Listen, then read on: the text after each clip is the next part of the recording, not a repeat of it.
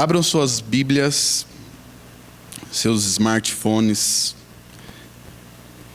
sei lá o que você tem na mão, mas não se distraia com outros aplicativos que possa ter nesses smartphones, dessa modernidade. No livro de 2 Timóteos, capítulo 4, verso 7.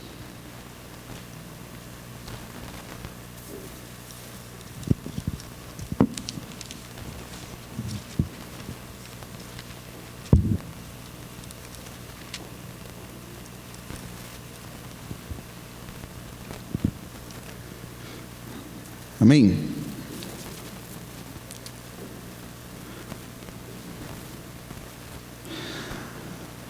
A carta do apóstolo Paulo, no versículo 7, diz assim: combati o bom combate, terminei a corrida, guardei a fé.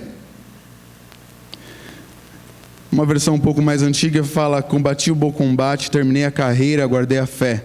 Mas a gente pode substituir por: terminei a jornada, terminei o ciclo da minha vida.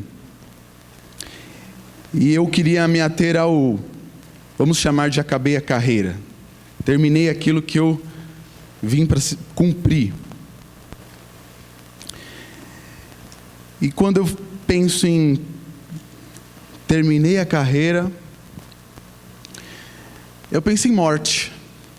Nossa, mas vamos começar a falar de morte. Até agora está tudo beleza. Samuel deu a introdução do nosso time de futebol que só, assim, foi quase bater em morto, né?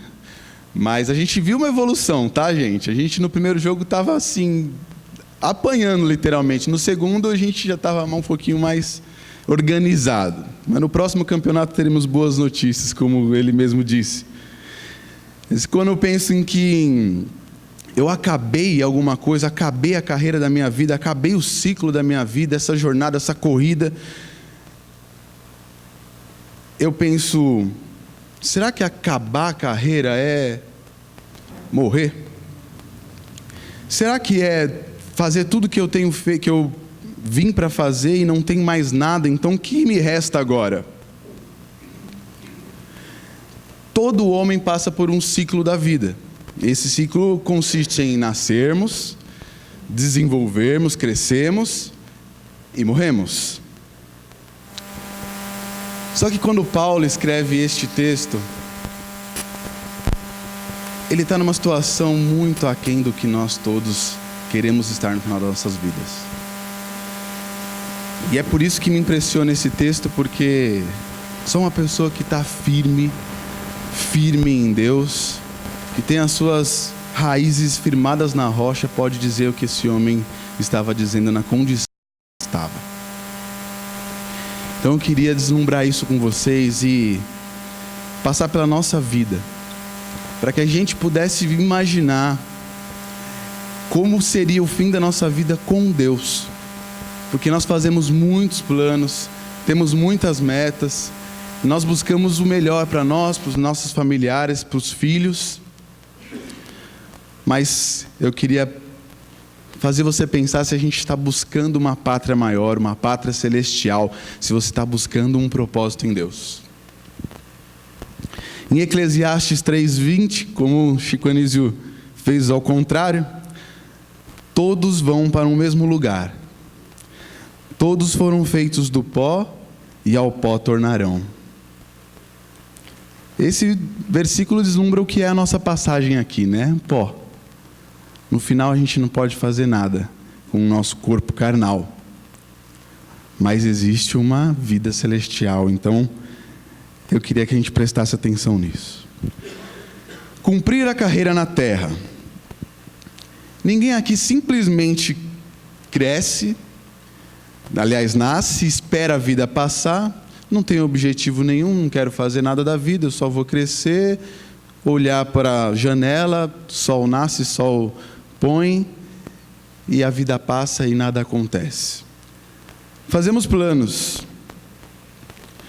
Todos procuram ser alguém na vida. A gente começa procurando ser um ser sociável, não é mesmo? Fazer parte de algo, fazer parte de um ciclo de amigos, de pessoas. né? Quem eu quero me relacionar, que tipo de pessoas que eu quero que esteja perto de mim, ou que tipo de pessoa eu quero ser para estar perto de alguém, para chegar e poder me relacionar com certos tipos de pessoas. A gente se esforça, e nesse esforço a gente busca algumas coisas, né? Então a gente precisa de alguns requisitos. A gente começa a estudar, a gente obedece algumas regras, procuramos um trabalho, um relacionamento, não é mesmo? Criamos a família e no fim procuramos descansar. Esse descanso, alguns aqui já devem saber bem o que é isso, e outros estão buscando loucamente esse descanso. Alguém poderia dar um nome para esse descanso? Aposentadoria. Oh, bendito descanso, né? Pelo que eu estou vendo nos dias de hoje, o governo está dificultando um pouquinho esse descanso, né?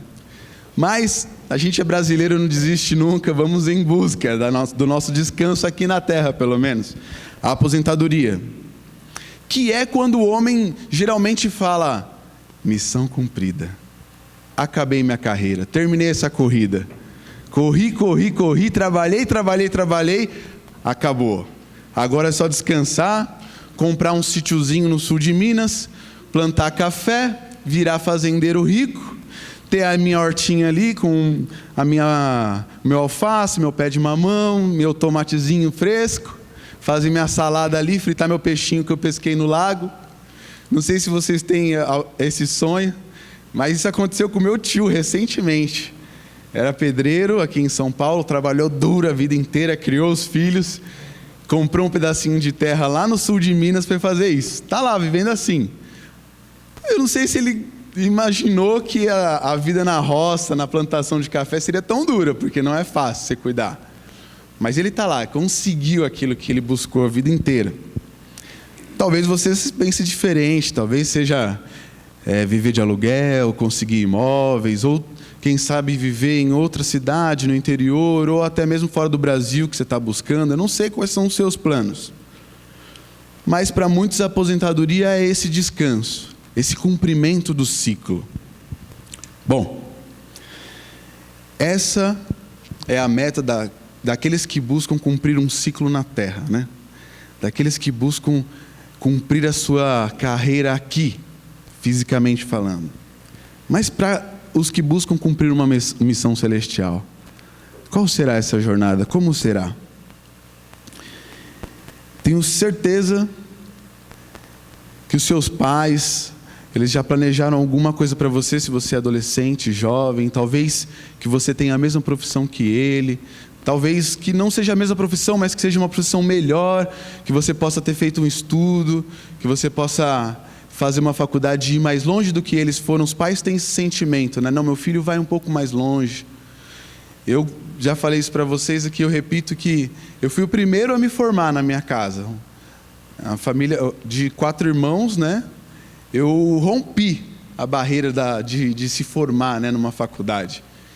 E a minha visão era de que eu terminando o colegial estava tudo ok, estava certo. Eu já tinha um trabalho e eu já terminei o colegial, pronto. Agora é só seguir no meu trabalho. Mas a própria igreja e a palavra foi me mostrando que eu podia ir mais longe. Então eu rompi isso e parece que Deus abriu um campo espiritual na minha casa, rompendo essa barreira. Então todos os meus irmãos voltaram a estudar. E hoje a minha irmã acabou de concluir a faculdade dela. O irmão mais velho, que eu pensei, nossa, não sei se meu irmão mais velho vai voltar a estudar. Voltou a estudar, se formou, é um técnico em eletrônica.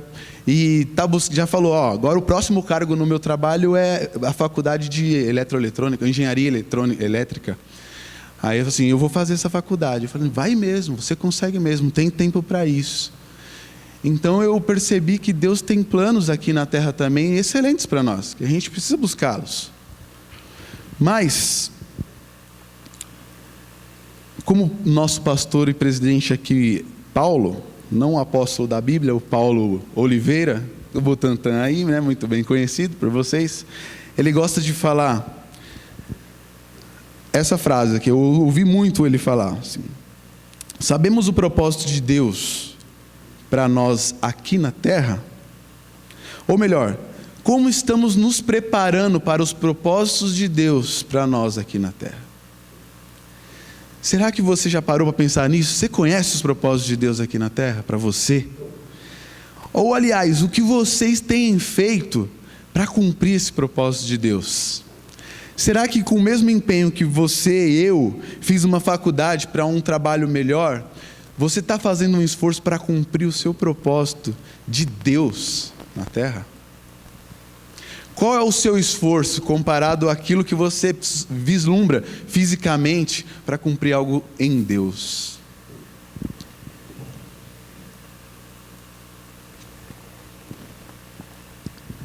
Então, olho para a Bíblia e eu vislumbro alguns homens que se esforçaram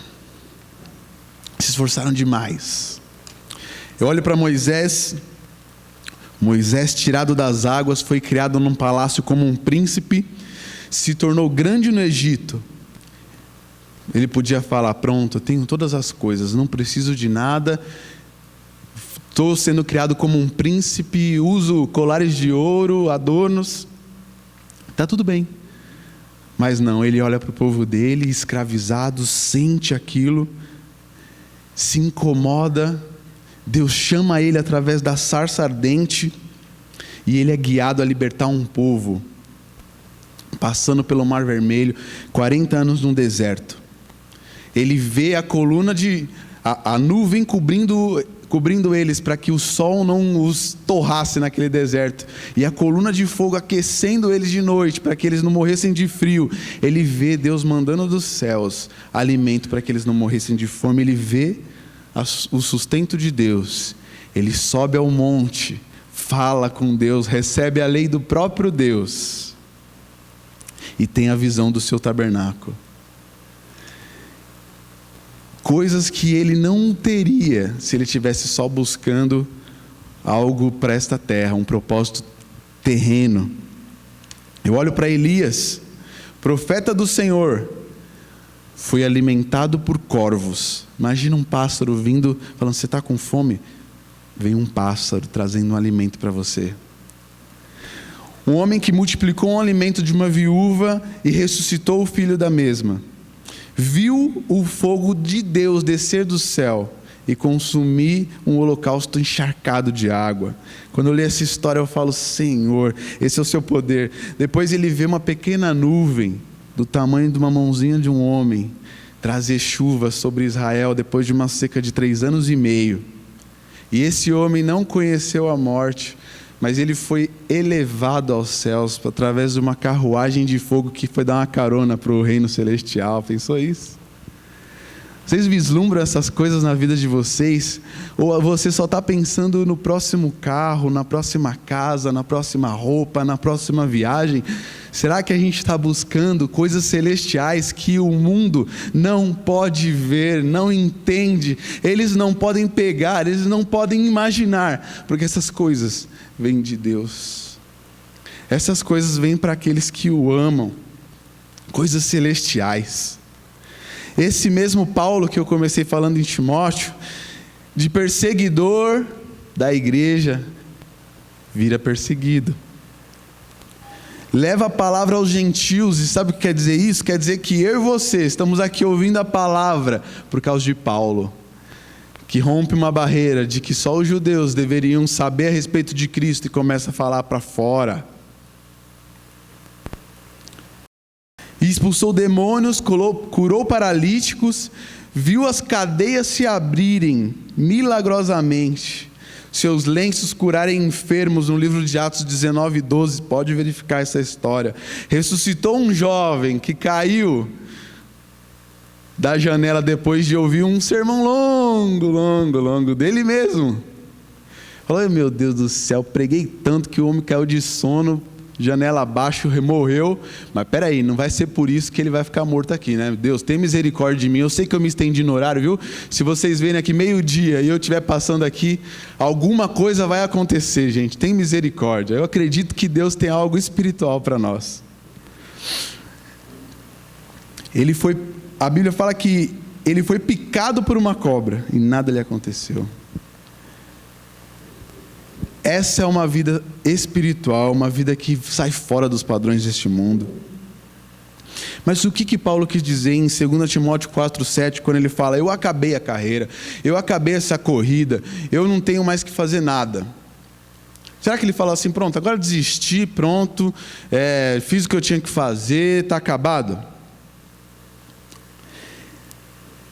Será que você, no final da sua vida, chega e fala assim: acabei, foi tudo muito fácil, não perdi nada, não lutei, cheguei onde eu cheguei por acaso, tudo que eu conquistei foi sem nenhum esforço, tranquilo, não tive que batalhar, não tive que fazer nada, não passei por nenhum sofrimento, nenhuma dor. Aí eu vislumbro esses mesmos homens, eu volto ali e eu falo: vamos dar uma olhada de novo? Eu não falei para vocês de Moisés, Elias e Paulo? Espera aí, pensa direito. O Moisés, quando ele foi chamado, o que ele falou para Deus? Bora então, opa, que legal esse emprego novo aí que você quer me dar, né? Libertar o povo do deserto. Demorou. Ah, não paga nada? Tranquilo, não estou precisando de dinheiro mesmo. Ah, precisa falar para o faraó lá, o cara mais eloquente do mundo naquela época, do Egito. Sem problema, já nasci falando. Foi isso que ele disse? Senhor, sou pesado de língua, eu não sei falar. Como é que você está falando para eu falar se eu sou meio gago? Como que eu vou chegar na frente do homem e falar assim: que me liberta o povo do Egito aí, faraó? O faraó vai olhar para a cara dele, né, com aquelas pompas do Egito que a gente vê na arqueologia, né? Fala assim: quem é você, meu garoto? Está querendo o que aqui? Está pensando que chega na quebrada e sai falando e ainda vai fazer alguma coisa? Esse mesmo Moisés que Deus chamou reclamou desse jeito. Depois que ele vê o povo dele sendo escravizado, o que ele faz? Ele mata um homem e sai fugido. Comete um assassinato. Por 40 anos... E aí a gente pode pensar, né? Na nuvenzinha cobrindo o povo, na coluna esquentando, no maná vindo toda manhã, e do povo reclamando, você não lembra? O povo falando: mas Moisés, preferi os pepinos lá do Egito, cara. Ó, a gente não tem carne para comer, tá difícil, hein? Ó, você tirou a gente de lá, estava de escravo lá, né? Fazia tempo. Mas a gente vai morrer aqui no deserto.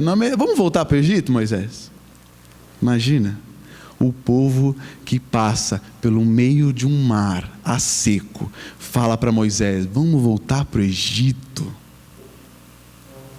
Moisés, olha, se eu fosse Moisés, cara, falava: vamos voltar, desgramado. Só que você vai voltar afogado no mar, você não vai voltar por mar a seco. Eu não vou meter o cajado lá e falar marcha. Você vai voltar se não vai no mergulho. Se não tiver fôlego, eu enfio a cabeça de volta na água. Difícil, cara. O povo reclamando. E aí, depois que o povo murmura, isso é um trecho do livro de Êxodo que é incrível. Depois de murmurar, Moisés intercede pelo povo. Isso eu vejo o papel do pastor na igreja, né? Pastor não ouve reclamação de ninguém, né, Elder? Imagina, o Elder está aqui, líder de louvor da nossa igreja. Eu imagino o que ele ouve de reclamação, cara. Mas eu também sei, cara, que quando uma pessoa tem um coração em Deus, ela não está buscando seus próprios interesses, ela não está buscando elogios, ela não está buscando fazer uma apresentação e tomar um tapinha nas costas. Ela está buscando uma pátria celestial e ela está buscando o bem do seu próximo. Então eu sei que o pastor recebe um peso, uma carga espiritual muito grande, mas eu sei que Deus põe a sua mão sobre esses anjos da igreja para interceder pelas ovelhas, para cuidar das ovelhas, para levantar você que está caído aí, que vem com dificuldades, com todos os tipos de problemas. Eu sei que Deus tem essa mão sobre os seus líderes, os líderes da igreja, e Ele faz isso, porque é do propósito dEle, e por isso esse Moisés tem a capacidade de interceder pelo povo. Mas só que ele perde paciência uma hora, né? ele perde e bate na fonte da água da vida. Na hora que era para falar com a pedra, ele bate na pedra, perde a chance dele de entrar na terra prometida, só vê de longe, porque ele tem as dificuldades. E o Elias? O Elias que vê o fogo cair do céu, consumiu o holocausto, não viu a morte, foi levado numa carruagem de fogo, ficou deprimido, com medinho de uma mulherzinha. Não falou, a Jezebel não fez nada, ela só ameaçou. Eu falei assim, eu vou pegar esse cara aí. Fala que pode mandar avisar que eu vou pegar esse Elias aí. Aí, o cara que vê o fogo lamber o holocausto molhado, cara, detona os profetas de Baal. Quando uma mulher ameaça ele foge deprimido. O que está acontecendo? Alguém arruma um psicólogo para esse Elias, porque ele não está batendo bem, precisa passar por uma terapia, precisa... Ô Elias, vamos voltar a ver quem você é. Você é o Elias, cara. Você é o profeta do Senhor, meu. Como que você está fugindo, se escondendo, cara? E aí ele fala, estou sozinho. Já se sentiu sozinho, irmão? Eu não sei quanto a você, né? Principalmente os jovens aqui e tal. Quantos pés você já tomou? Quantos foras você tomou? Quantas vezes você se sentiu deprimido? Mulheres, quantos potes de sorvete você já tomou em alguns momentos assim de solidão? Quantos chocolates foram vítimas da sua solidão? E homem não fica para trás não, hein? Tem umas músicas agora que está na moda que fala, homem não chora. Homem chora, viu? Homem chora. Mas não chora na frente dos outros. Quando está deprimido, liga ali um filmezinho daqueles românticos. Assiste sozinho, dá uma choradela ali sem ninguém ver. No outro dia está normal, jogando bola com os irmãos, dando uma de macho. Mas sofre, se sente só. Eu já me senti assim. Elias está se sentindo deprimido, triste, sozinho. Deus fala, ô Elias, não te expliquei que homem não chora? Não, eu não falei isso. Assim, não está sozinho não, viu? Não está sozinho não, tem outros aí batalhando contra os profetas de Baal também, ninguém que não dobraram o joelho, e você pode parar com a graça. 7.000. Pensando que está sozinho, 7.000 estão junto com você. E aí vem Paulo. Combati o bom combate, acabei minha carreira, guardei a fé. Quem é este homem? Quando ele fala isso, estava prestes a morrer, ele sabia disso. Ele tinha cerca de 62, 63 anos de idade, estava preso numa masmorra, acorrentado como um bandido em Roma. Se sentia sozinho, sim, mas estava com Lucas. Mas ele desejava ver Timóteo, alguém que ele considerava como um filho espiritual. No fim da vida, ele estava lá se preocupando com as igrejas. E o sofrimento dele não se resumia só em estar preso naquele lugar. Quer dar uma pincelada? Até esse momento aqui, ele já havia sido preso, eu não sei exatamente o número, mas se eu não me engano, Paulo foi preso 7 vezes na vida dele. Assim, entre trocar de cárcere, você está preso aqui, agora você vai ser transferido, 7 vezes. Depois a gente pode pesquisar melhor isso aqui, porque há algumas diferenças. Depois ele foi açoitado várias vezes, por judeus e por romanos. Foi apedrejado.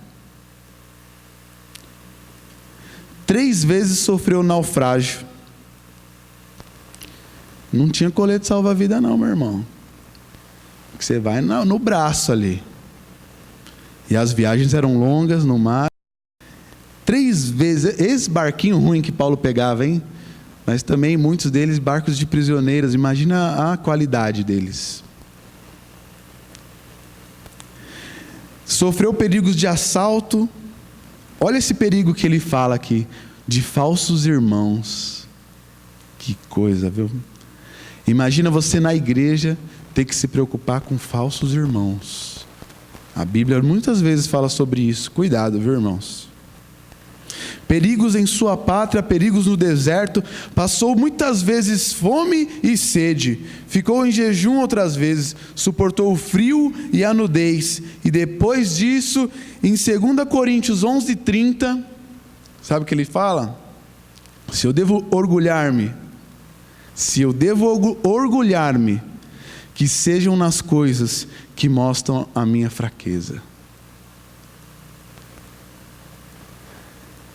Que homem é esse que dedica uma vida a Deus, sofre tudo isso, é preso, torturado, apedrejado, passa fome e se gloria nas fraquezas dele?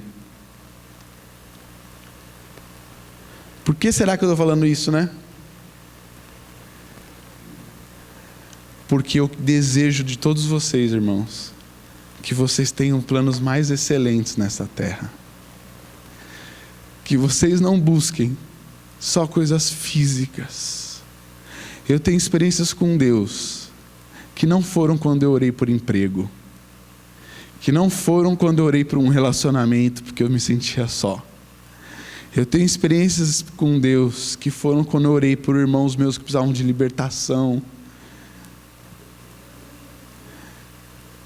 Tem experiências quando eu estava intercedendo por pessoas que eu nem conhecia, no meu quarto. Quando eu buscava planos para a igreja de Deus, para o reino dele em missões.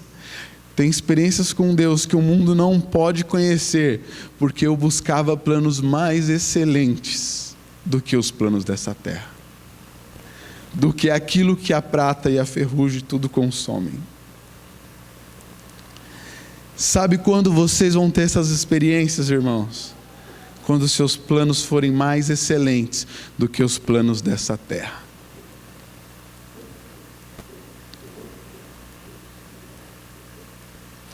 E esses planos só podem ser mais excelentes quando eles estão baseados na palavra de Deus, quando eles estão em Cristo. Eu vejo essa igreja que eu estou há pouco tempo, não fez um ano ainda, desde novembro, mas que eu amo tanto, e eu já vi tantas dificuldades, pessoas queridas que faleceram, dificuldades nos relacionamentos, dificuldades na saúde física mesmo, dificuldade financeira. Pouco tempo que eu estou aqui, eu já vi algumas dessas dificuldades. E de sentir a dor, de sofrer, de falar: Jesus, faz algo por essas dificuldades físicas dos meus irmãos.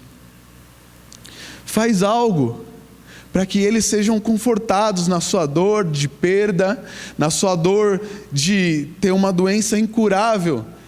Faz algo, Senhor, que pode fazer, que pode ressuscitar, que pode fazer milagres de cura, que pode abrir portas de emprego, que pode tirar da miséria e colocar na prosperidade. Faz, Senhor, eu sinto essa dor.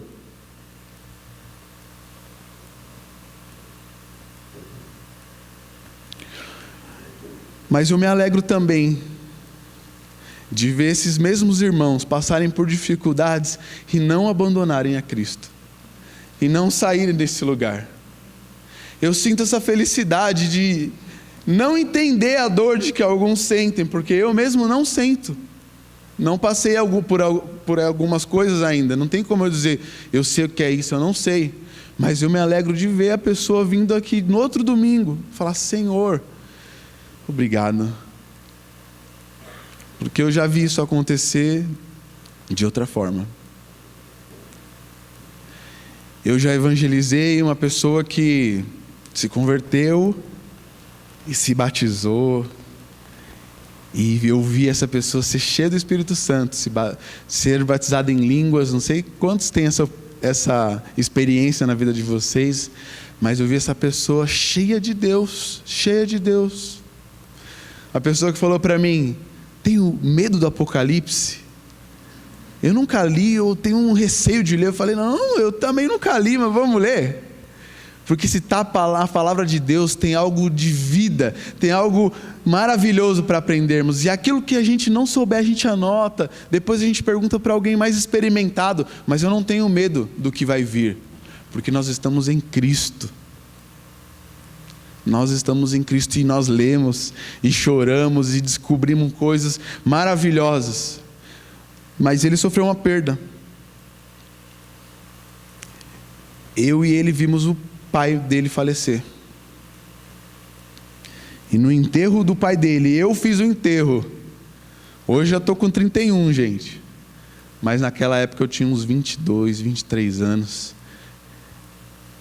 E eu estava fazendo um enterro do pai de alguém muito querido que eu evangelizava. Ele não aguentou o baque. Saiu da igreja, tirou a sua família da igreja. E infelizmente hoje ele está num umbandismo. E ele virou pai de santo na Umbanda. E eu intercedo por ele, eu não esqueço dele. Sei que os propósitos de Deus são maiores do que os nossos. Mas eu não queria que vocês passassem por qualquer situação como essa por culpa de uma dor, por culpa de uma perda. Qual é a aliança que vocês fizeram com Cristo? Até que ponto que ela vai? Até a morte de um querido seu? Até uma doença chegar? Até você perder o seu emprego? A sua segurança? Os seus bens? Que a sua segurança não esteja em nenhuma dessas coisas, apesar de eu saber a dor que é e a dificuldade que é. Que a sua segurança seja como a de Paulo, que passando por tudo isso que passou, escreve em Romanos 8:31, que você pode abrir na sua Bíblia para a gente ler.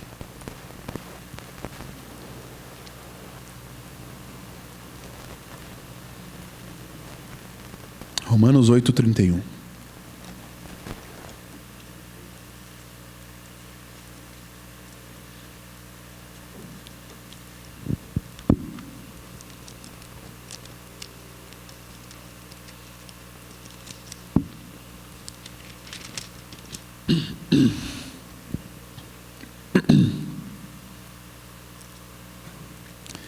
Que diremos, pois?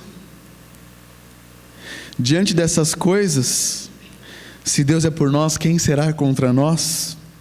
Aquele que não poupou o seu próprio filho, mas o entregou por todos nós, como não nos dará juntamente com ele, de graça, todas as coisas?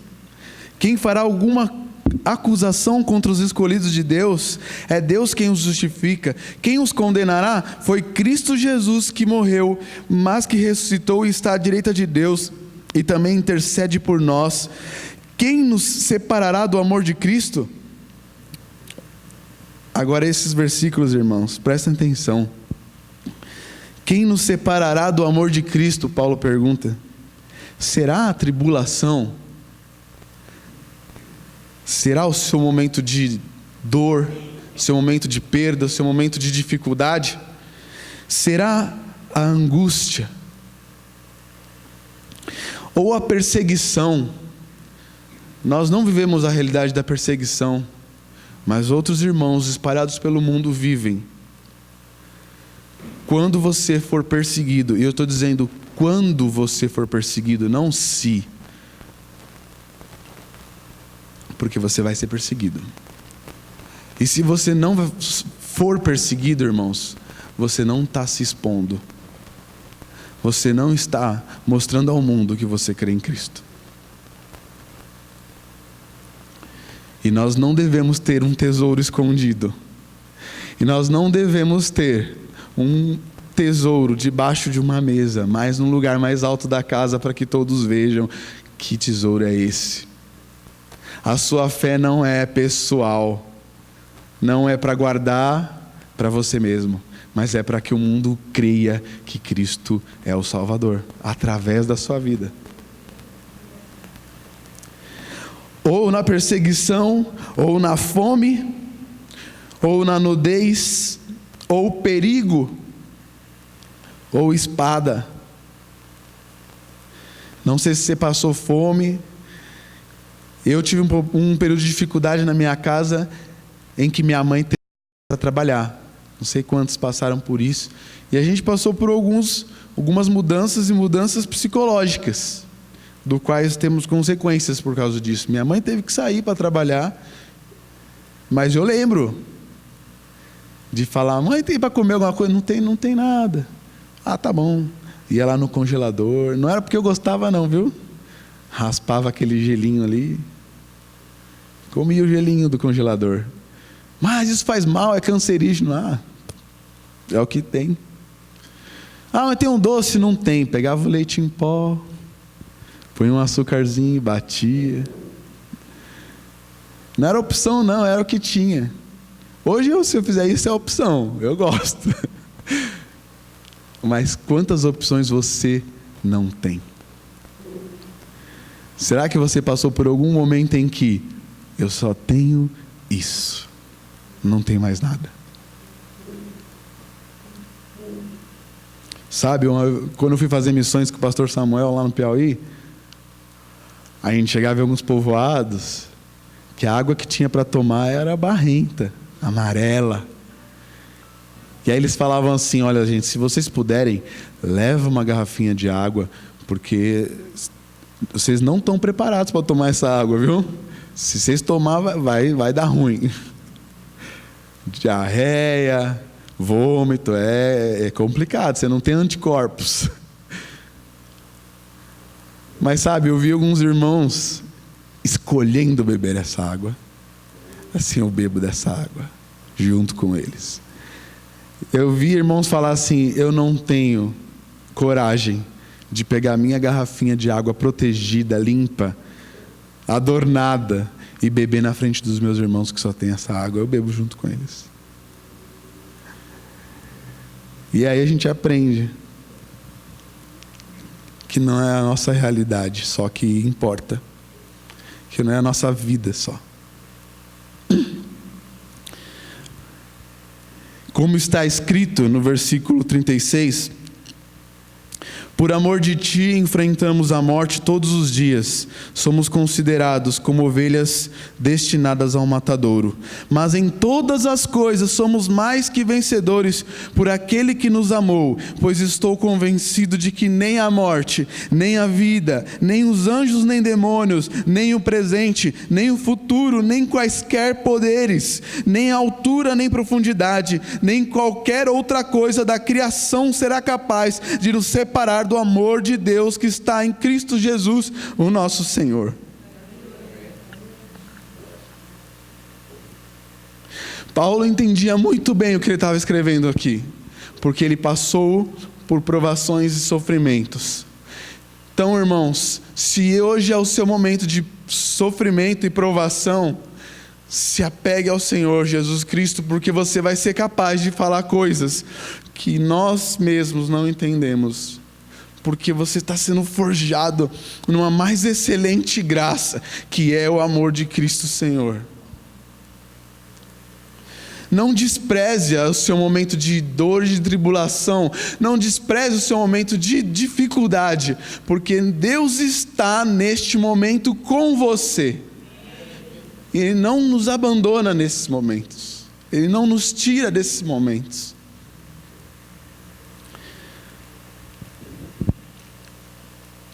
Que eu e você possamos levar a nossa vida dessa maneira. No fim, nós temos uma coisa para dizer. Lembra de uma frase? Ali na cruz. Depois de todo sofrimento, dor, tortura, Jesus fala: está consumado.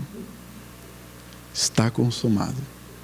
O que eu vim fazer foi feito. Sabe, eu olho essa frase de alguém que não cometeu o pecado. Eu falo: Isso é impossível para nós, não? Isso é difícil pensar que eu fiz tudo o que eu podia fazer e chegar no fim da vida e falar: está consumado, eu cumpri. Sabe, esse é o meu desejo para todos nós. Talvez eu não consiga cumprir, pecador do jeito que eu sou, falho do jeito que eu sou, talvez eu não cumpra, mas eu vou seguindo na esperança de cumprir. Eu vou seguindo, fazendo tudo que eu puder, tudo que eu puder. E quem vai saber disso junto comigo é minha esposa ali, das dificuldades que passamos, dos momentos que a gente falou assim: nossa, mas isso... E a gente fala: não, mas isso é menos importante do que Cristo e a minha salvação que está nele. E eu vou deixar passar, e eu não vou me entristecer, e eu não vou ficar com raivas, e eu não vou guardar mágoas, porque a minha visão está lá na frente, vislumbrando uma pátria mais excelente, celestial, que não está na quantidade de bens que acumulamos, não está neste mundo, mas está com Deus, reservada para aqueles que o amam.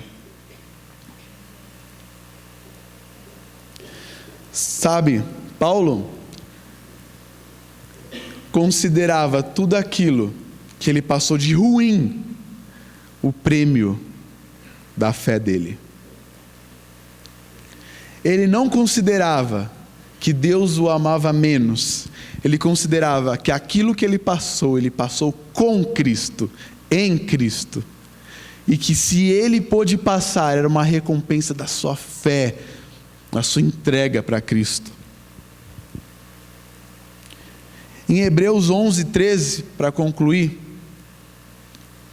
falando sobre uma lista de homens excelentes, que a gente tem muito que aprender, mas que cometeram falhas também.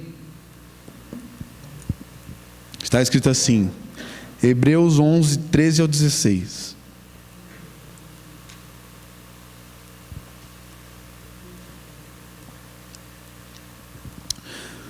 Todos estes ainda viveram pela fé e morreram sem receber o que tinha prometido. Presta atenção. Morreram sem receber o que tinham prometido. Viram-na de longe e de longe a saudaram, reconhecendo que eram estrangeiros e peregrinos na terra. Você está construindo uma torre de Babel? Você está construindo um palácio? Você está construindo uma fortaleza nessa terra? Eu tenho uma palavra para você. Se considerem estrangeiros e peregrinos nessa terra. Nós estamos só de passagem. Se a sua torre está chegando no céu, cuidado, hein? Deus sabe demolir. Deus sabe demolir torres. Os que assim falam mostram que não estão buscando uma pátria. Se estivessem pensando naquela onde saíram, teriam oportunidade de voltar. Em vez disso, esperavam eles uma pátria melhor. Pátria amada Brasil? Não, não é pátria amada Brasil. A pátria amada celestial, onde eu vou me encontrar com o meu Salvador e os seus santos, e nós vamos fazer uma festa, hein? Nós vamos fazer uma festa. Vou entrevistar Moisés, Elias, Paulo. Vou sentar com eles e ter comunhão. Por essa razão, olha aí, aqui em nome de Jesus, essa parte, Deus vai falar de você também em nome de Jesus.